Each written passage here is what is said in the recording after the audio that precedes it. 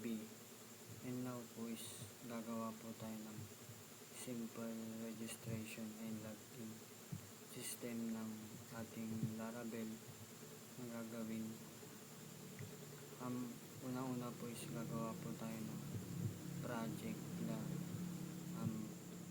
project is login is ang pinangalan ko sa aking files.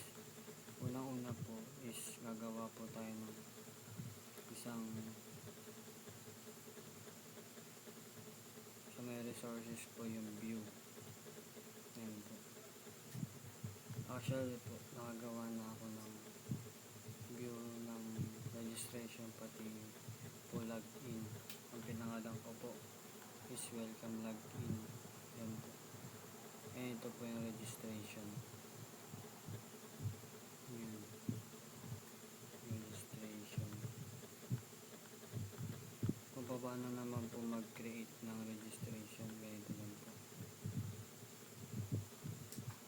File, test new, test name din po. Then wag nyo po kakalimutan na lagyan ng blade like ganito.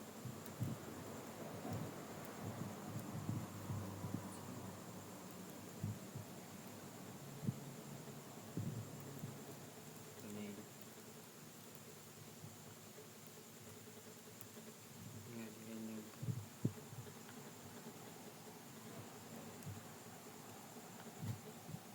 And now naman po kung para po sa login natin sa admin, tapos login din po natin view sa dashboard ng ating user and admin. Ito dashboard. Yan po. And then ito po yung dashboard ng user.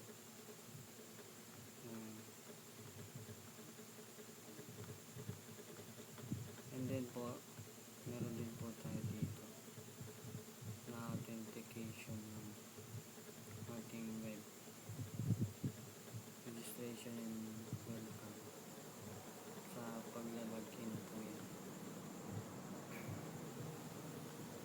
And then ang kwan naman po is susunod po natin kung paano po siya mag create ng controller. Punta po tayo sa apps, then dito po sa HTTP, then controller, and po controller, user controller sa user po natin, then admin controller sa admin dashboard, then sa may authentication po, ito po yun sa may kwan natin, sa may login natin, login controller siya.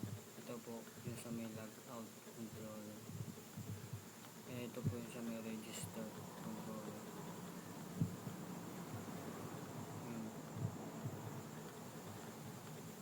And then po is pagkatapos po nyan is agawa po tayo ng control para sa ating code. Then meron din po tayong migration na tinatawag na migrate middleware. Then ngayon po is kung ano naman po yung kanyang roots dito po, roots then dito po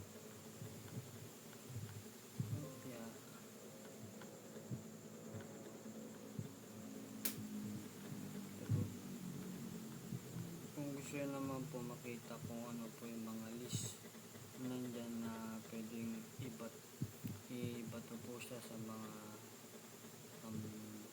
function niya is ganito po siya. Plus yung terminal, then gagawin nyo po artisan root list. Ayan po, makikita nyo po kung ano po yung mga pwedeng ibato, kung ano yung binabato niya sa magkaibang pages po. Yan, kung gusto nyo naman po refresh, HTTP, artisan,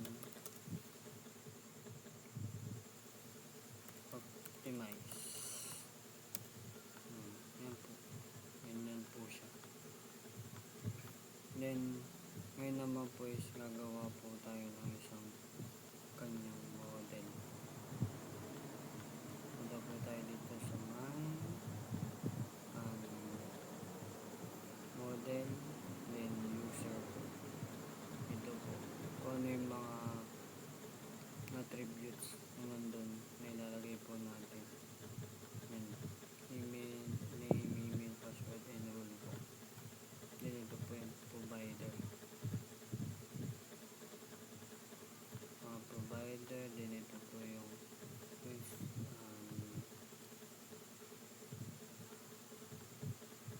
services po. Yan. Email nila dito. And then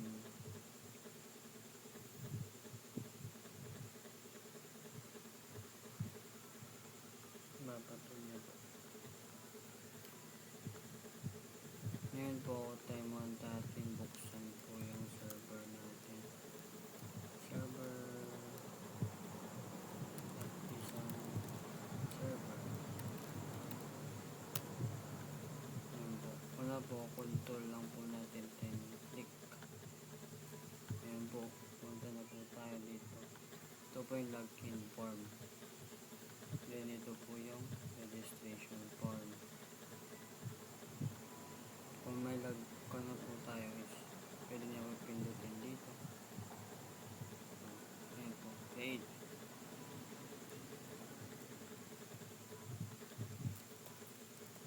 Create po tayo.